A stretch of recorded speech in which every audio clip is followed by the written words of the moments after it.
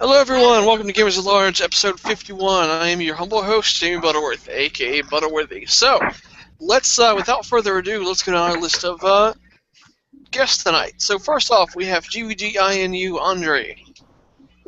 Hey there, people. What's up? Hoping y'all having a good night and just want to discuss some games. Alright, KC, you're up next. This is Casey Liston, your resident crossover expert. Let's go with this. Alright, we got Mega Gamer Man also next.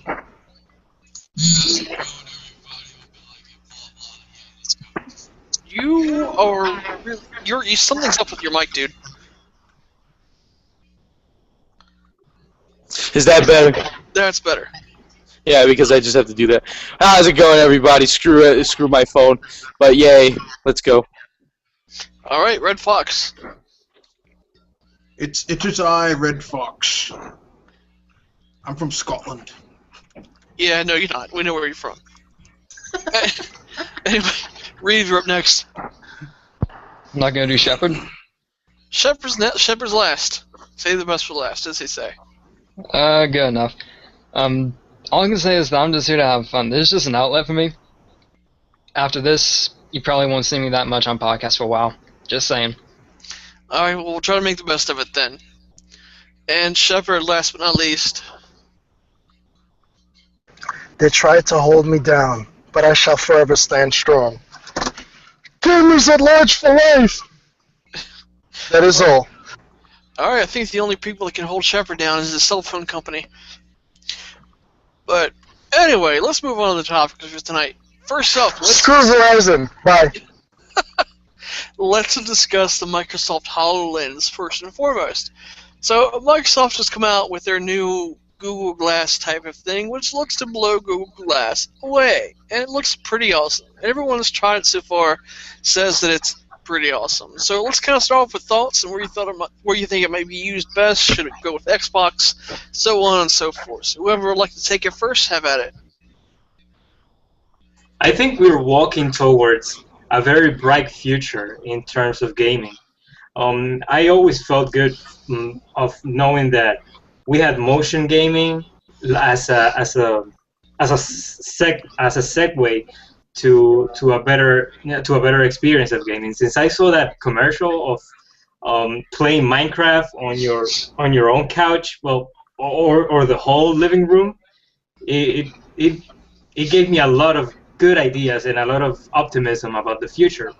So instead of just limiting your gaming experience to your TV, you can play, for example, Star Fox on your room, or if playing a fighting game or a shooting game should be outside in the open, when you can see. Let's say we're playing Splatoon, for example, and instead of just playing in the TV, we just go outside. We create a field when we can play, and we fill it with paint with virtual paint, and that way playing outside should have a whole new meaning. As for that, I'm totally positive. Anybody has a different opinion? Yeah, so I mean, you guys heard KC. With HoloLens, it can open up the possibilities as to you being able to with Minecraft, build dicks pretty much anywhere you want to. I'll take the argument against Casey's enthusiasm. That sounds really awesome, but I mean, this technology looked really, really, really rough around the edges when they showed that. And I mean, even with what we'll be capable of within the next 4 to 5 years, like, I don't really see this being a viable something viable to have in gaming for at least like another 4 or 5 years. And by that time, I mean, there might be something else that's hotter and cooler. So it's like, and I mean, you also have to look at cost. I mean, you know, we saw HoloLens at their thing. We also saw their giant 4K Microsoft Windows Glass TV. I have no idea how expensive that's going to be, but I know that some people will have to sacrifice their newborns in order to afford it. So, Okay. The thing is that what is happening with technology is that the more it advances or the older it gets, the more expensive it becomes. Back in the day, having a portable device with color, it was something really expensive. Remember the N-Gage or the Game Gear with color? Those things were really expensive. And right now we have anything. The simplest thing can have color. So, and right now look at motion controls. I understand back in what the you're day saying. it was really expensive. Okay. Well, what we're saying, in Casey's defense, basically he's saying he's not really sure about the technology currently where Microsoft is at, but the potential is there, and it will be great once they polish it. I understand the potential, but the thing is that Microsoft doesn't necessarily have the greatest track record with hardware. Or should I, shout out to my Zune users. So at this point in time, I'm not really all that confident in them going, oh, well, we got HoloLens. I'm like, that's another expensive as heck peripheral that you're going to produce that's going to be used on practically nothing. Great. Looks cool. Well, that's the thing. But what I celebrate is that it's not Microsoft. What I celebrate is that the technology is there. If there's a way for Sony or Nintendo or anybody with creativity to have that technology in their grasp, then you can say that there's a bigger potential. Yeah, I could see that. It would have to become really affordable. So, I mean, I'm not really going to be all that enthused about it until it's like 4 or 5 years and the technology has been made affordable. And by that point, something new will have probably come about, as I originally said, that's probably going to make that stuff look old hat. So it's like I'm cautiously optimistic about it, but I'm not expecting much because, I mean, we all remember Betamax. It was the future. It was the future. Kids, back in your day, all I How had... dare you talk smack about the 4K? I mean, just remember what happened with the PlayStation 3. What happened? What you were saying about PlayStation? Yeah, what happened with the PlayStation 3? It doesn't always work, but they were trying to force a format on us, and it actually worked. The Blu-ray is now the standard in video watching.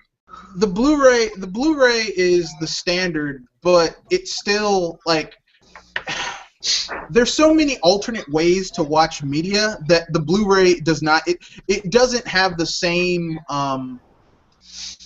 weight that when the industry jumped to VCR, or the industry jumped from 8 tracks to cassette tapes, or from records to CDs. Dude, you sound like such a hater. God. I'm not hating. I'm simply saying that because here's the thing. You're right. They did. They were like, we're going with Blu-ray. Blu-ray is going to be the future. But if you have streaming, it's like, what's the point? But remember what I said. I can spend $20 on a Blu-ray, or I could spend $7.49 and get like thousands of movies that I'll only watch maybe 10 of them a month. Yeah, but there's people that they prefer having their media in physical form. Remember Mr. T? Mr. T is full physical. And remember what I said, it doesn't always work. Remember how Sony wanted to force the UMD on us as a portable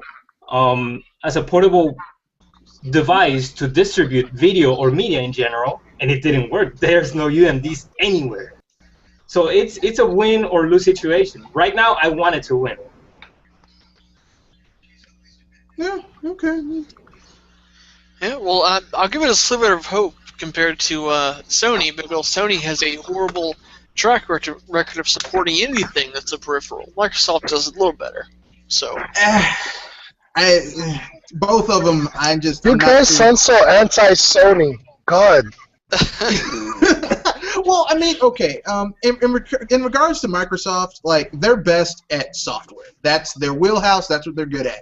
And I get nervous when companies start doing things that aren't in their strengths, because I mean we've seen tons of stuff from Microsoft that was hardware based that was just garbage. The And it's Kinect, like, for example. well, I mean, here's the thing: the people who are really using the Kinect aren't really using it for gaming. They're doing wonderful. They're doing it on PC, doing wonderful things with it that have almost nothing to do with gaming. They're using. I mean, gaming kind of holds back the Kinect. I mean, like, I don't want another peripheral forced down the consumers' throats and the developers' throats. That's either that's going to be used or that's going to be poorly utilized or not utilized, and we're going to be stuck with the bill. Like, I don't want another one of those. Oh, yeah. Oh my But god, it's so the much future. hate. It's the future. I don't want. The future is organic. You can't make something happen. It happens. It happens because someone finds a more efficient way of doing something, or they find a new way of doing something. But you can't say in the present, this is going to be the future, because I hope you're not putting all your eggs in that basket, because 5 years from now, something could come up, and you're going to have to crash that stuff. So be careful. Just like Microsoft invested so much in HD DVD for it to lose out. Yeah. Or Sony with the Betamax, because Sony, that was their baby. It was gonna revolutionize home cassette home entertainment, but VCR won out in the end. Except certain places in the Pacific Islands areas and Southeast Asia, the Betamax apparently did really well there. But I mean, the rest of the world was like VCR, baby. There you got a point, yeah. Yeah, kind of got a point there. Kind of got a point. So, why not? Let's move on to the next one, which has been a much contentious point this week for a lot of people, but that's the closing of Club Nintendo.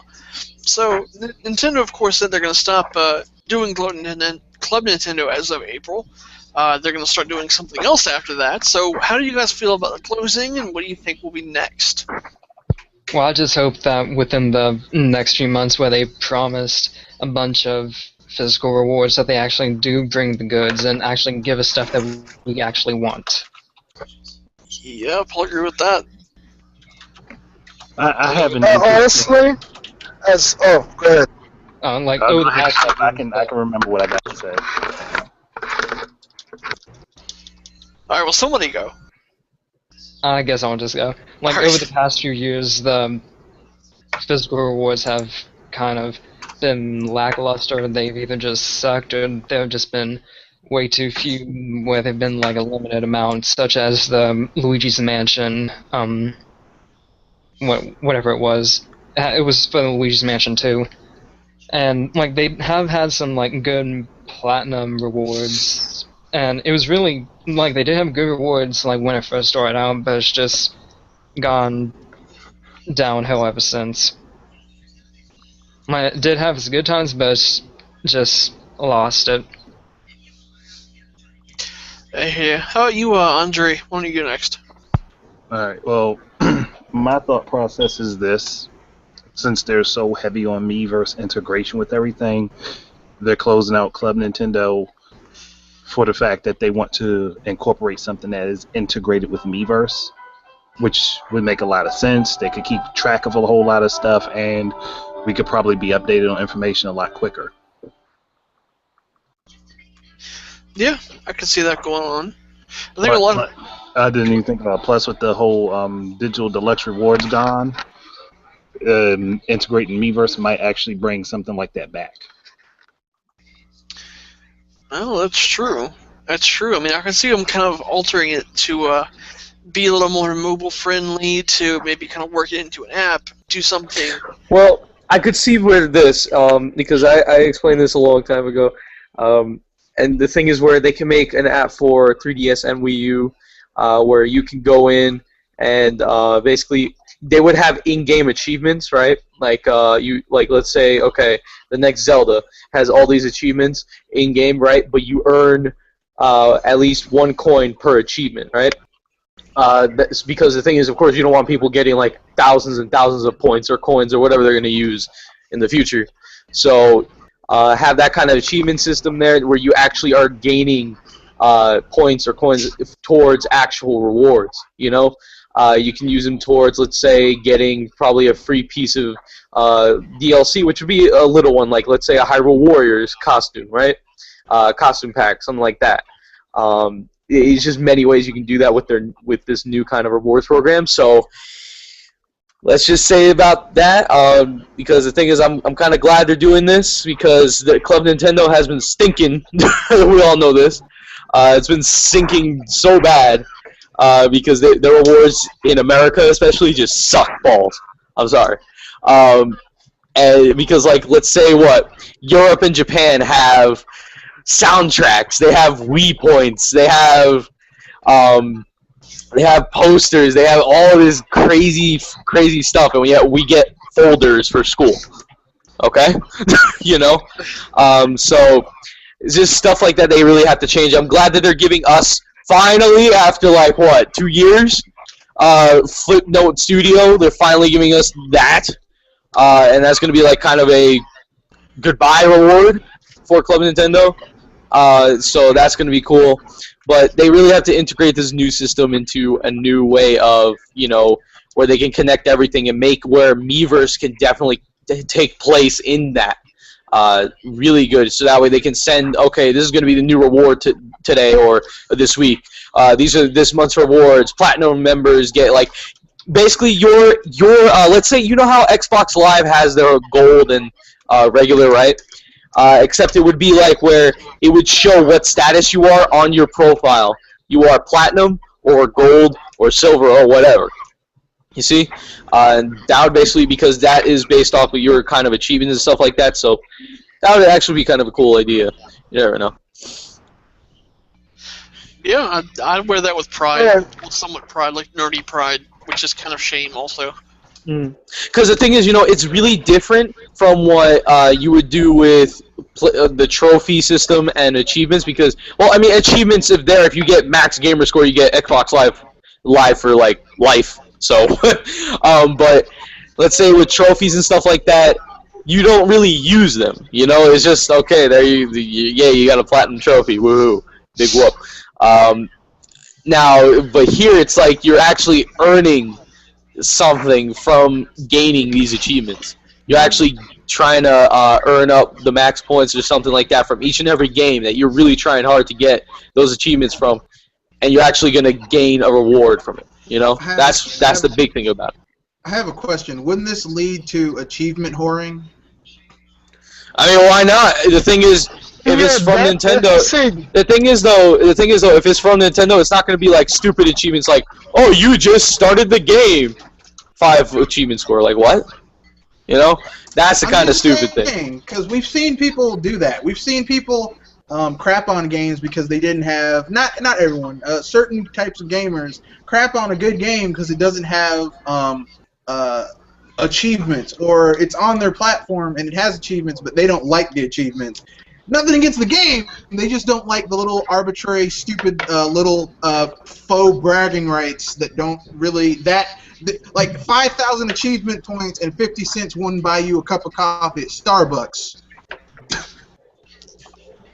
But you know, it's like kind of a thing where, I mean, you can actually choose when to do it or not. It's basically your choice. Because why? I mean, come on. It's not like they're putting a gun to your head. I mean, come on. What the heck? But the thing is, they're not gonna put, like, I wouldn't say they would put like what? Like, let's say if they did Mario 3D World, Champions Road, people can actually beat it. You know, people can actually go and do it. They can't just put these achievements where it's like, oh, okay, get like all the coins in one stage of Mario. What?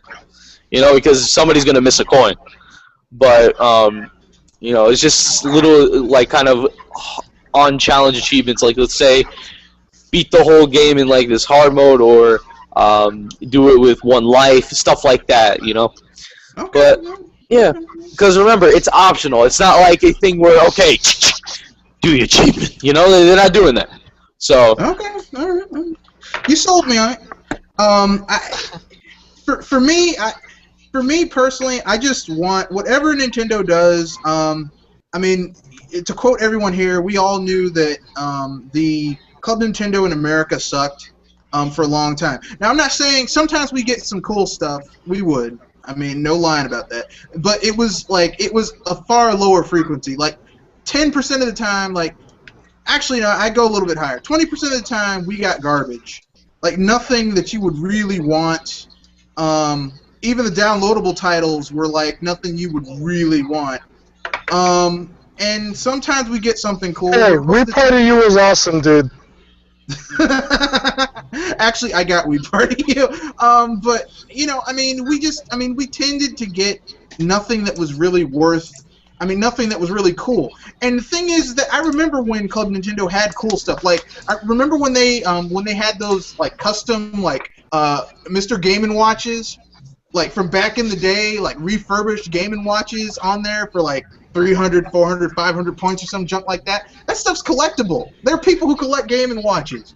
I mean, that's a little piece of history. But I mean now, it's like, and I have nothing against downloadable titles, but they're downloadable titles that mean nothing. It's like you can buy these. Why don't we get a Mother 1, a Mother 2? They had that on the Game Boy Advance, Mother 1 and 2, a collection from Japan. Why don't you make that downloadable? That'd be a cool thing to have on the as a downloadable title. If it's something that's common, what's the use of having it in an exclusive quote-unquote club? I'm hoping that as Club Nintendo dies, what takes its place is something a lot better. I hope that Club Nintendo was a caterpillar. It's spun its cocoon. It's in there. The body's being destroyed. The organs are being destroyed, and something new can come out. Hopefully, a beautiful butterfly, or a hideous gigantic monster. I don't care. Either way, it's got to be better than what we've got right now with Club Nintendo in the U.S. So,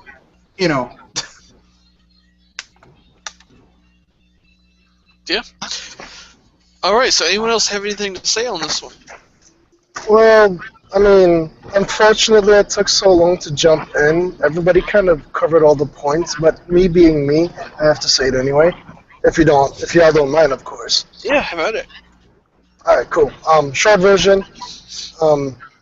There's a lot of flaws, a lot of things that need to be fixed. So, as much as it annoyed a lot of people, I agree with the whole concept of them taking it down, because I'm pretty sure, based on Nintendo's recent actions in the last year or so, they plan on making something much better to replace the tragedy that Nintendo Club became.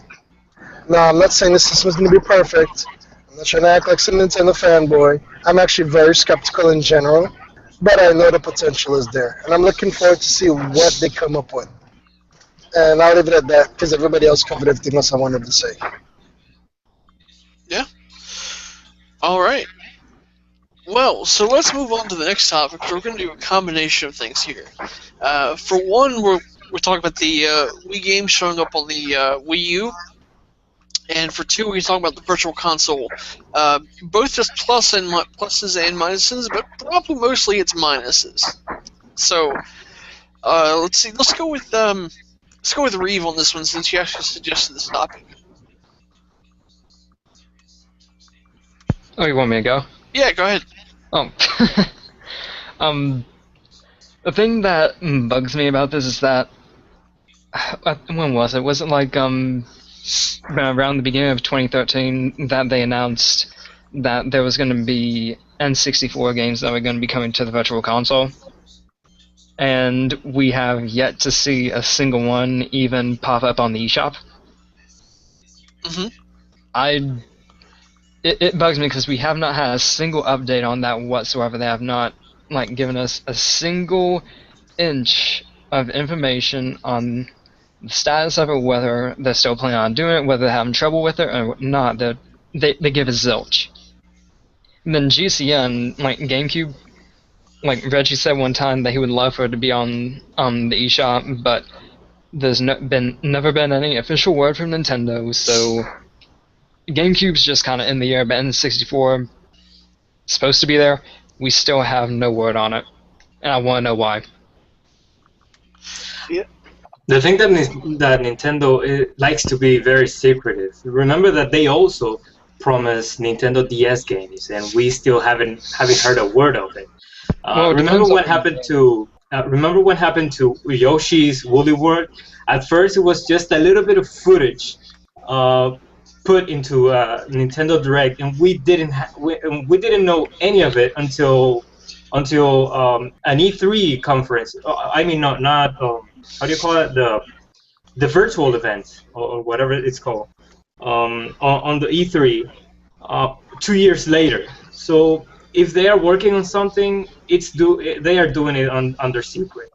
Remember that also when the Wind Waker for HD for Wii U came out, I heard that the development for that game only lasted 6 months, and I heard that also they wanted to bring more games, having from GameCube having the HD treatment. Maybe they are waiting for that, or maybe they are working on that, bringing a couple games launching in a short period of time, one between the other.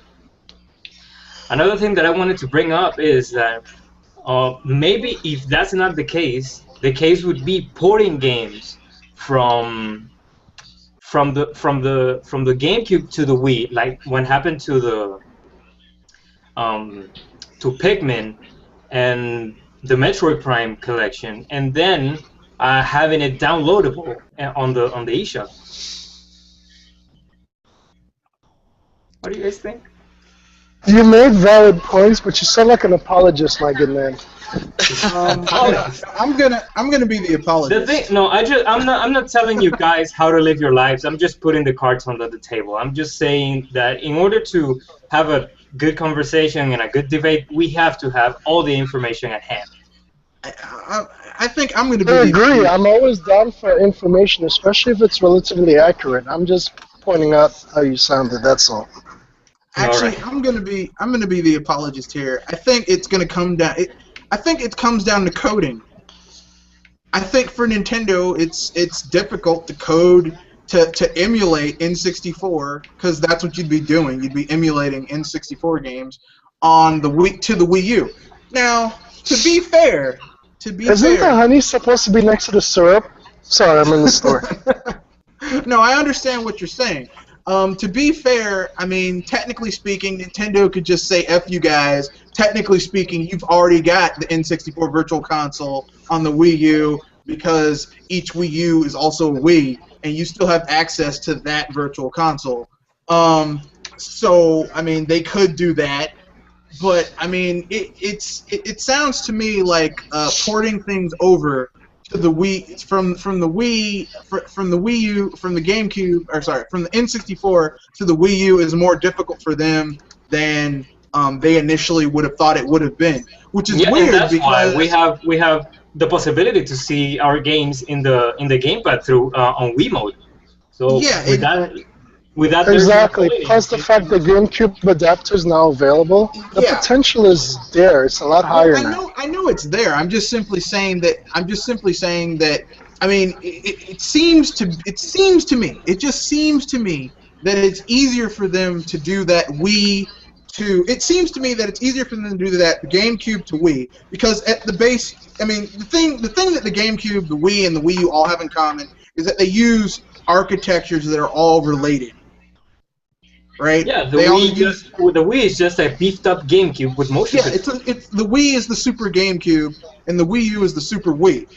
But the N64, completely different animal, right? A completely different beast. And I'm thinking that the logistics of putting those games on the Wii U and putting those games so that the control schemes are there, because one of the big sticking points of the N64 is that those controls have to be spot on,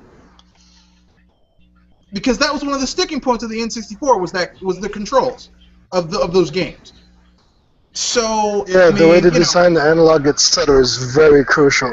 yeah. So I mean, at this point, like I mean, like I understand that your frustration, Revolution, but I really like, and I want these games. I want a more beefier virtual console. For like months since I've owned a Wii U and I've been doing like those surveys on Club Nintendo, I'm like, there needs to be a beefier virtual console. We need N64 games. Yeah, I do that too. We need those. We need those. We need that now.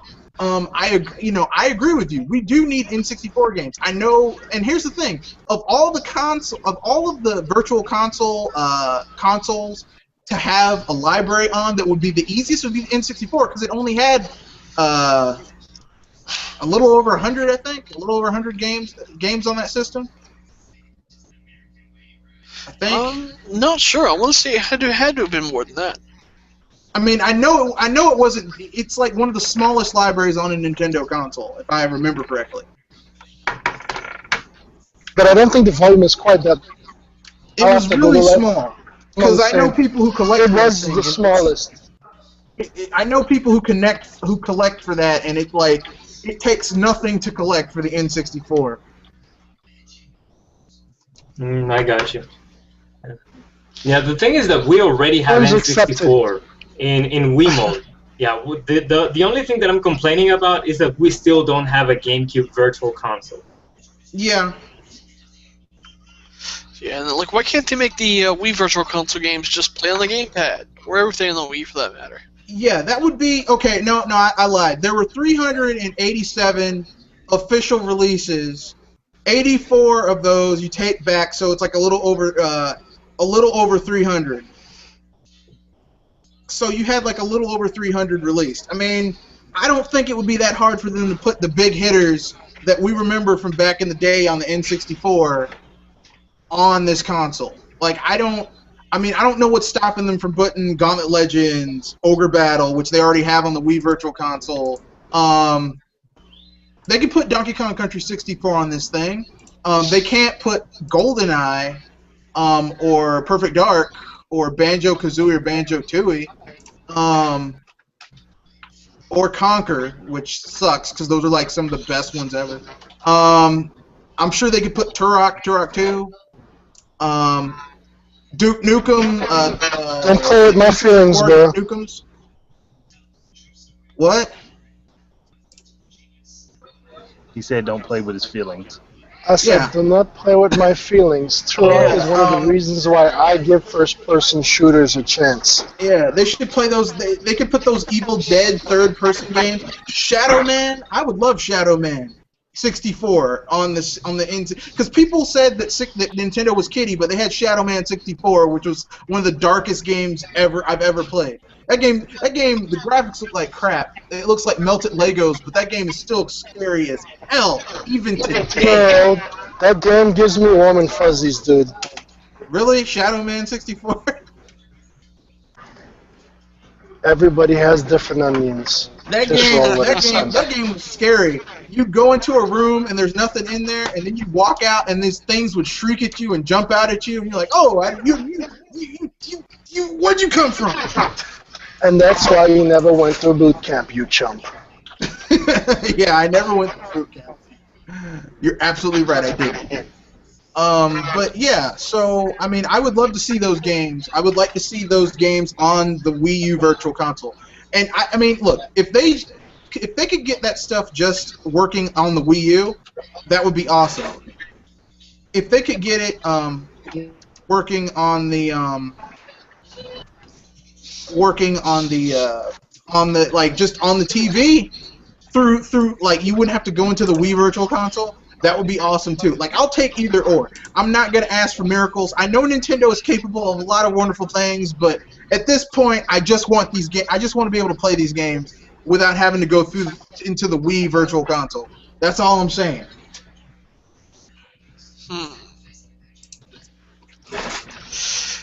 That's legitimate. I could feel you on that, I guess. Yeah, I'd say so. But how about the Wii games making their way onto the Wii U now, as opposed to everything else that needs to be on there? They're downloaded. Yeah, well, you can't really So argue with consider that a win. No, they What was can. that? I mean, Metroid Prime, $10. Oh Really? yeah, yeah. There's the no trilogy, reason to complain. 3 games. That's basically $3.99. I mean, that's $3.33 per game. I mean, you can't even go on Amazon and get Metroid Prime 1, 2, and 3 by themselves, like just the discs in their original format for $3.33. I mean, that's a value right there. It's true. There are really crazy prices not in Amazon but in the internet in general. There's a game I wanted to get from a long time ago, which is Kirby's Return to Dreamland, but it's right now in Amazon it's $120. I can't pay that. Damn. I bought that on Amazon for. Dude, you're in the wrong hobby if you can't pay $120 for a game. No, What I the hell is bought wrong with you? Return to Dreamland for, I want to say, $43. And I was like, that is kind of expensive, but this is the cheapest I'm going to get it. And there you go, it is. You look at especially Nintendo games, and old Nintendo games, they're very expensive on the internet. Yeah. Look, Nintendo, they don't crack, man. They just get better with time. They just get better with time. It's like good food, you let it marinate. Yeah, and look at GameCube games. Star Fox Assault right now is $83.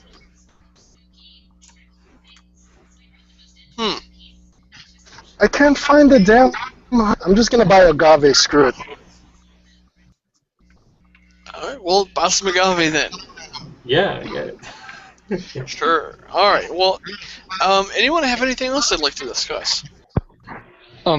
Yes. Concerning what Casey said earlier about the DS games, they may have not actually shown up on the eShop for North America or any other region, but like for Europe and Japan, Europe has gotten one, and that's Drain Age. Yeah, I remember hearing about that some time ago. Japan, I think, has like maybe one, maybe three. I'm not entirely sure, but I know that Japan has at least a couple too. Oh, I see. That's great. So I would it's just say a this: matter of you have a time, valid point. Can I speak seriously for a moment, or not? Yeah, have at it. Yeah. All right. Cool. I mean, right. But yeah, I mean, you do have a legitimate grievance in regards to how we are treated in North America regarding what is actually distributed. Like, I mean, they have much better deals overseas, and I get logically from a business standpoint, they're trying to bring people in, but it's still not cool. They have to come up with a better plan than that. I'm sorry, I'm in the middle of nowhere right now, so my reception is garbage. So yeah. Attention associates, can I have retreat exit request? Dude, we gotta get out of here! Alright. Well, anyone else would like to add? The only thing I can say about the DS games is that, I mean, the cool thing about Nintendo is that normally, if Japan gets like certain electronic games, eventually they'll come here. Like, I see, like, you know, especially if it's something that was already translated. Like, I think they got not Kirby Ultra. They got like the DS version of some. The honey is next to the jelly. Duh. I'm pretty sure it's gonna get here eventually.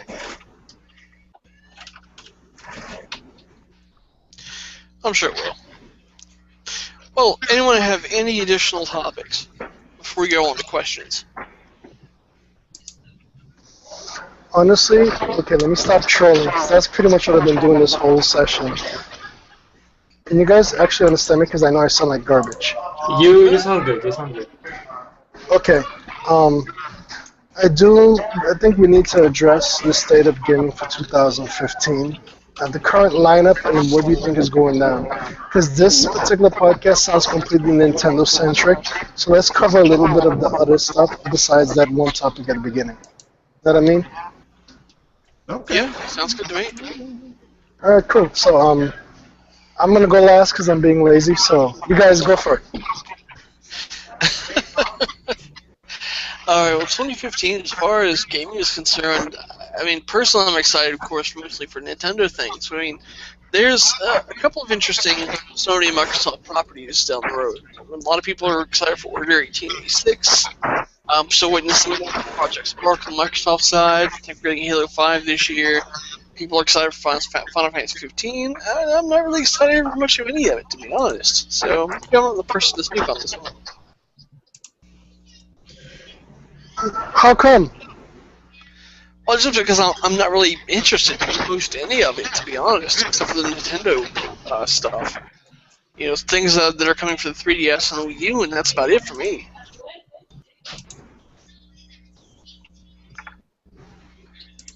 As for me, I'm in the same camp. Yeah, go ahead. Yeah, as for me, I'm in the same camp. I'm only interested in Nintendo games. I don't really have a reason to get interested in other games. Right now, the only third-party game that I'm interested right now is Arkham Knight, and I don't really see the glow of it and what's the reason I should be excited about. The only thing they are showing me is the Batmobile, but in any open world games you can find cars, so I don't get it. What? Casey, are you saying that the Wii U can't handle the Batmobile? Oh, come on. If it can handle big-ass mechs and animals the size 3 times the size of your character, it can handle a simple car. I'm being facetious. Wait, but seriously, the Batmobile is like the ultimate automobile of all time. So I mean, mechs is kind of different. So you got to give them. It I mean, depends you got to factor in that Grand Theft Auto type car movement is really difficult to program. I'll be frank with you. There's like a ton of games I'm looking forward to this year. And like, but they're all from like tried and true developers or people that I trust. Like, I'm looking forward to the Sid Meier. It's kind of like a standalone expansion to Beyond Civilization. So I'm looking forward to that. Apparently this year they're doing a Hairbrained Schemes is doing a new module for Shadowrun, so I'm looking forward to that. Let's see, what else? Shoot. Oh, Pillars of Eternity, which is it's an RPG from Obsidian and the Eternal Engines. So like Baldur's Gate style RPG. You know, I'm looking forward to stuff like that.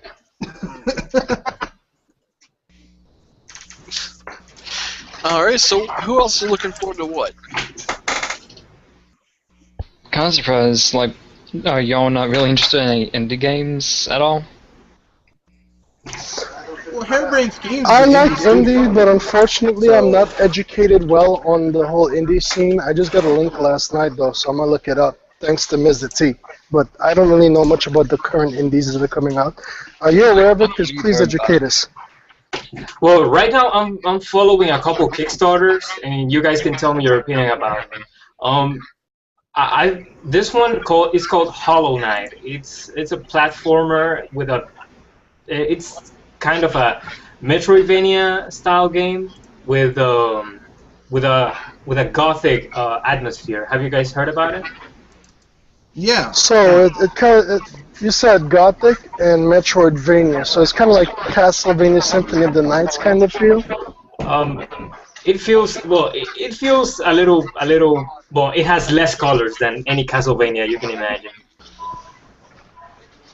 I could give a damn about color because this whole world is black and white anyway.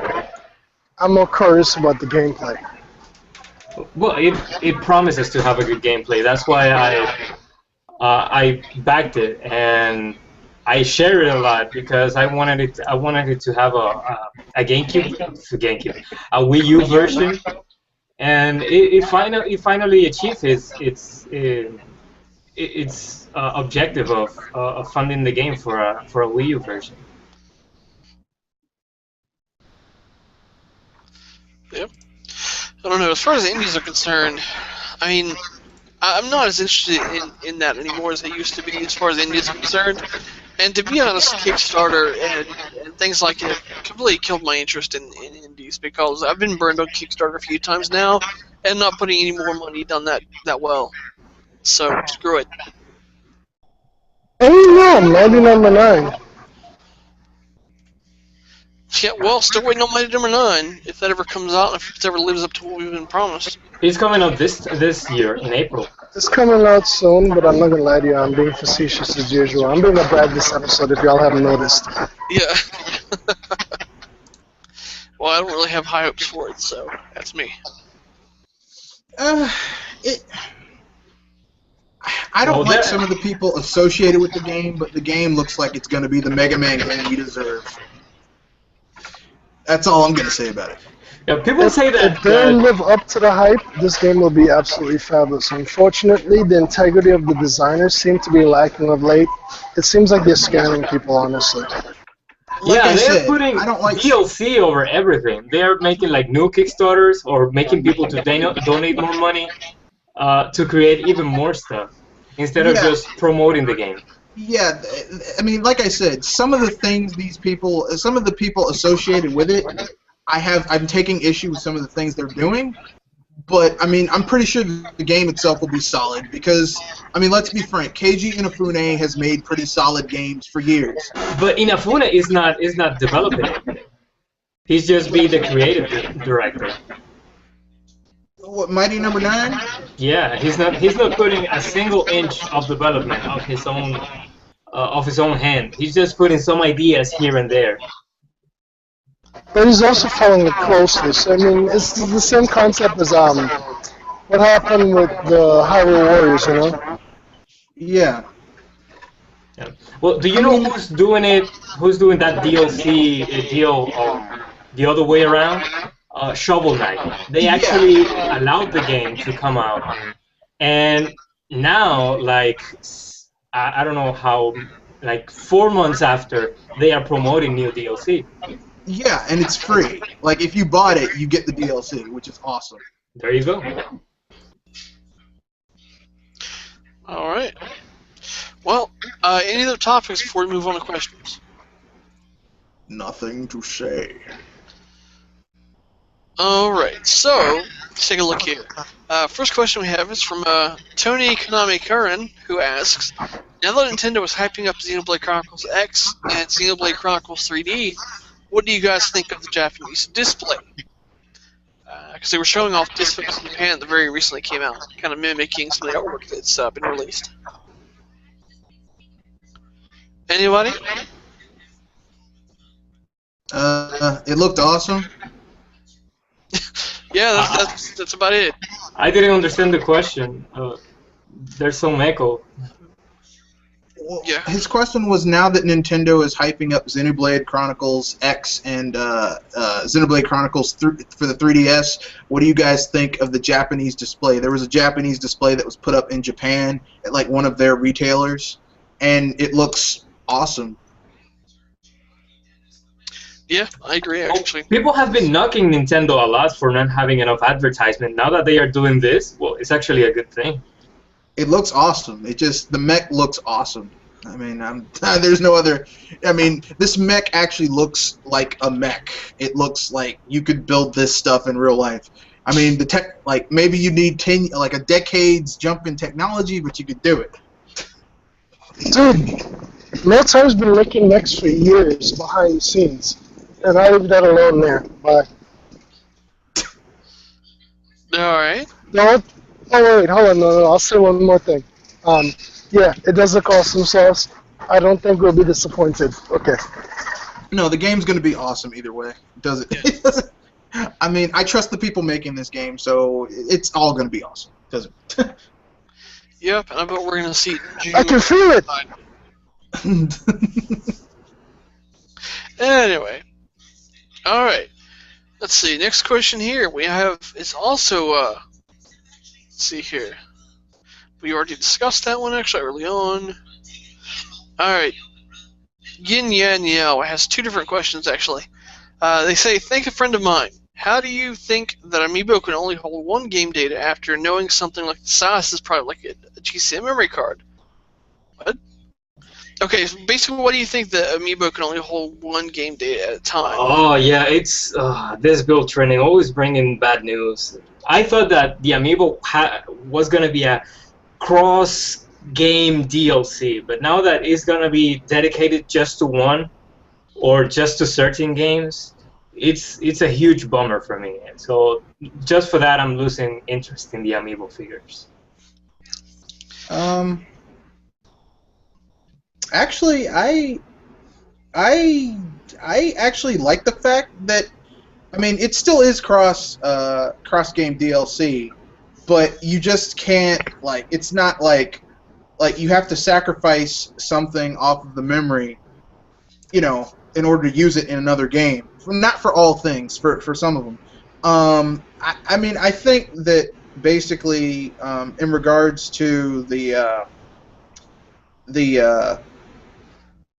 I think this is only like the first run of the Amiibos, and I think if they keep it around over the next 2 or 3 years, you'll get better models that have bigger like memory, I think.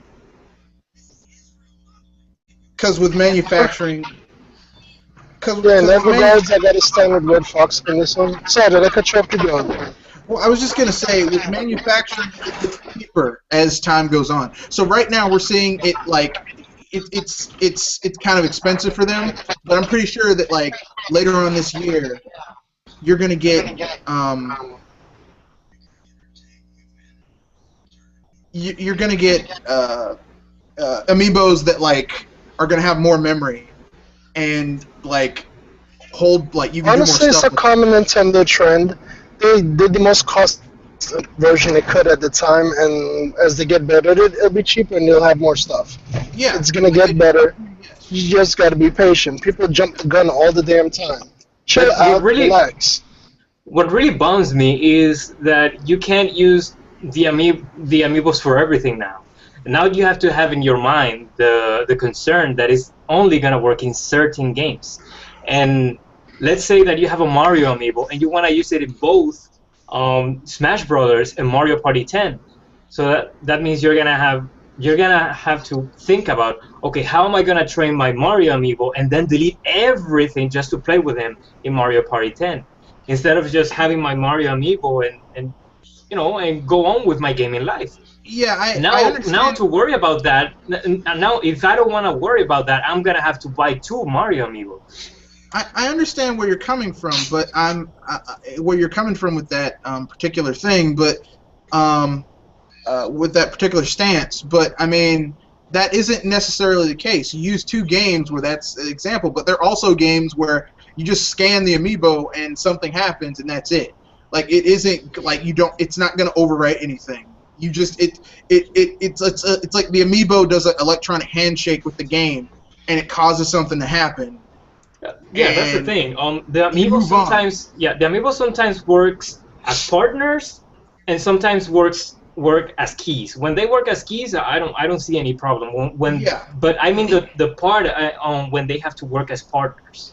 Yeah. I mean, I understand where you're coming from with that, and like I said, I mean you have to remember. I mean, in the question he says it's about the size of GameCube memory, but that's a thing. It's about the size of GameCube memory. I mean, like, the type of stuff being done, 512, I think it's 512 kilobytes of data. I want to say kilobytes. I'm reasonably certain it's 512 kilobytes of data. 512 kilobytes of data during the GameCube era, that was like, you could hold like data for maybe 13, 14, 15 games before it got full. Like now, 512 kilobytes is nothing. I mean, that is literally, if you had a memory card that only had 512 kilobytes, they would laugh. You would get laughed out of a gaming store. Yeah, I'm gonna play this on a 512 kilobyte memory card. Get out of my face. I mean, it's amazing you can train up a level 50 Amiibo on 512 kilobytes of data. I find that amazing. I'm literally that's amazing to me. So, I mean, I understand where you're coming from, Casey, but I also have to say I'm astounded that they're able to do all of that with such limited resources. And yeah, as far as Amiibo are concerned, I mean that's something we've known about since before they even released. That they'd only be usable for one game at a time, like Smash Brothers. Yeah, you can scan them into tons of other games, but any game that requires, an exchange of data, back and forth, you're going to have it open for just that one game.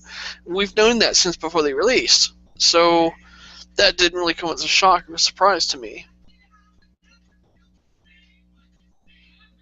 Yeah, to me it did. I understand what Mr. Red Fox is, and you, Jamie, are explaining, but it's still such a bummer. It's still such bad news. Yeah.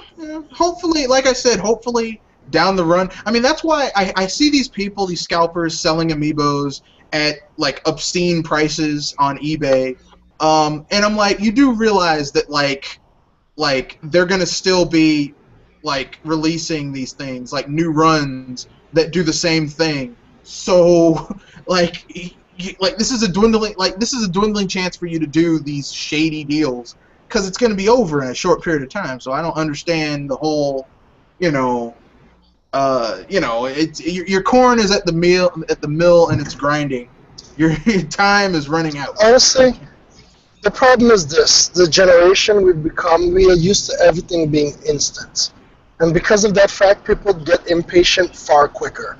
People need to relax, especially those who've been gaming for a while. They're well aware. They're going to adjust and keep it moving. I don't know why people spaz so quickly regarding this issue. If you consider the technology they're pulling off, I mean, come on. And gaming is not exactly a cheap hobby. I mean, not to sound like a jerk, but either you can buy an extra amiibo or just wait and see what Nintendo's going to do next. Getting upset accomplishes nothing. I mean, that's just my opinion. Call me a jerk. Well. That is all. No, I feel you. I feel you. Gaming is definitely not a cheap hobby, no matter what. All right, and to the last question, also by Yin. This is a question by Yin Yang Yao and not her friend. So, last question we've got here is: do you feel that Wii U gets it right with off-screen play versus others?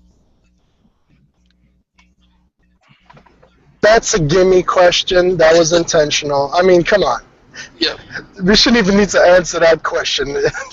No, I'll Yeah, answer that's what I'm it. thinking. What other off-screen gaming do the other competitors? I mean, there's the remote play on the PlayStation Vita, but that's just Unless what it you is, have a remote good play. connection.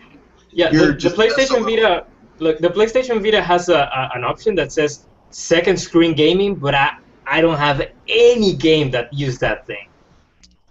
Yeah, and I mean, look, let me put it this way. When I'm, I can play my video games from my bed, from my when I was sick, before Christmas, for 2 or 3 days, thought I was getting the flu. I was on my couch in my blankets playing video games off screen, and I didn't skip a beat. Any system that lets me play Super Mario 3D World over the toilet. You win. You do off-screen gameplay the best. You did it. I've never been able to really do it on Wii U because I never really reached that far. No matter what. When you could take a console system and plug it into your vehicle, or go to the airport and keep playing your games, a console. Yeah. I'm sorry, that's win all the way for me. Yeah. I just have to throw that in there. I don't need to get another TV. I could just power my stuff up and go. That is beautimous. Yeah. That makes a hell of a point. I mean, with Microsoft dabbling into off-screen play or remote play now, or in the future, I guess, and no matter how good they do it, they're not going to be able to do it the way that the Wii U does. Just because you're right, you can just you don't need Wi-Fi for it. You just plug the console up anywhere, TV or not, and you can play on it. plug it into your car with the cigarette adapter or whatever else, and you can play it in your car while you're driving on the road, while someone else is driving you. But I've tested it; it works. Like I said, I went to Japan, and I took my Wii U with me, and I was at the airport during a layover. It was like a 3-hour layover. I found an outlet, plugged that sucker in, and played my games, and it was awesome. I cannot do that with my PS3. I'm pretty sure no one can do it with their PS4, and I'm reasonably certain no one can do it with their Xbox One yet, because I think they're going to try and do that whole, smart glass integration thing, whatever. Oh, let me just confirm it right now that you can't do it with the PS4. You need Wi-Fi to do it with the Vita. Never mind. But the range and how smoothly does it go? I mean, I'm just curious because I'm actually gonna pick up a V-Tanic in the next month or so. Because I love the PSP. I'm not even a front. My biggest issue is they just needed to support it better, and that proprietary memory is bullshit. Yeah. Yeah. Well, we got a couple more questions in here. The first one is specifically for the Good Shepherd, because we have Exodia Yin Zero who asks, "Is the Good Shepherd hiding a body?" Do you want to join that body? I'm going to take that as a yes. Make sure you bury it deep so the wolves don't get it. Anyway. Alright, and this is the last I'm a trained professional, don't worry. Alright. And this is the last one I'm going to ask here. And, alright, this is Tony Konami Current again. Asks, is it weird to see a 13-year-old prodigy, that's Lin Lee from Xenoblade Chronicles X, build mobile suit dolls? No, it is not weird. I don't know if you have seen the series called Firefly, where a little girl can repair and make stuff out of nowhere. So those kind of prodigies are very common in series and video games. I don't know if you guys can remember Shinra from Final Fantasy X too. He was also a whiz kid. And you also have to factor in real life, believe it or not, people are far more intelligent and capable than we realize. We just seem to put each other in boxes. So I would not be surprised that could happen. And with a fantasy world, come on, sky's the limit. Yeah, I mean, you have to remember, this is a JRPG, and in JRPGs, there's always like a 7-year-old girl. There's like the main character is like a 13-year-old boy who can transform into a demon, and carries a massive sword. I mean, that's like old hat. I'd be shocked if they had like a 35-year-old dude who spent like 7 years getting his PhD doctorate, looked like he was 35 doing it. That would make more sense. So why the hell are you talking about my life, man? What the hell? And I'm 34. Get the record right. I said who spent 7 years getting their doctorate. I mean, if I saw that, then I'd be like, okay, this actually makes sense, because that's how it actually works in real life. But whatever. I mean, I'm not gonna knock it. They're cool. Yeah, just like in video games, it makes sense because it doesn't. Yeah, I mean, that's JRPGs. I mean, the JRPGs are the only place where a 15 to 16-year-old boy who's never picked up a sword can save the world, but the dude who's been training, who's like spent like 20 years training to be a knight, is a side character. Like it makes no sense. So, I mean, why not? 13-year-old making mechs, sure. Yeah, you're a mech design genius. Go ahead. Why not? Yeah, and also there was the Superman Batman comics. I remember that. They also did an animated movie, but there was a kid that was had to have been between the ages of 10 and 13 who also made a giant mech for Batman and Superman to pilot. So yeah, the Japanese kid, the toy maker. Japanese toy man. Yep, toy man. That's it. Yeah. But it's nothing out of the ordinary. All right, guys. I think we'll call it there. It's been about an hour or so. So, good episode tonight. Let's go ahead and everybody do the sign-outs. We'll go reverse order this time, so it looks like we might have lost somebody here. Anyway, Rashidi, go ahead and do your sign out. It is I, the Good Shepherd. I appreciate you listening to my insanity. Everybody have a good night, and remember, at the end of the day, you are the one gaming. So regardless of what other people's opinions, it's how you feel about the game, not what everybody else does. Game on. All right, Reeve, you're up next. Reeve? You're muted. All right, we'll come back. No, there we go. Sorry, I forgot to turn back on my mic. Thank Casey for that. All I can say is that Shepard's Insanity definitely made my day. If you can even hear me. You're welcome. Okay, good. Yeah, that's pretty much it. I have nothing. Just move on. I don't care. All right, then. All right, well, Mr. Red Fox, moving on to you. This has been a great podcast. I enjoyed it. A few people that I haven't been in a lot of casts with. And before I go, I just want to say this one thing. We're going to do this the Chicago way. Oh, wait, hold on. Fantasy for life! Fantasy Life, son. Yes, I am playing Fantasy Life. Yes, I am. I am. You caught me. All right, Mega Gamer Man, you're up next. I think he's absent. Hey, alright, yeah, I'm still here. Screw you. The thing is, yeah, hopefully you liked everything. It's been good. I'll see you guys later. Bye-bye.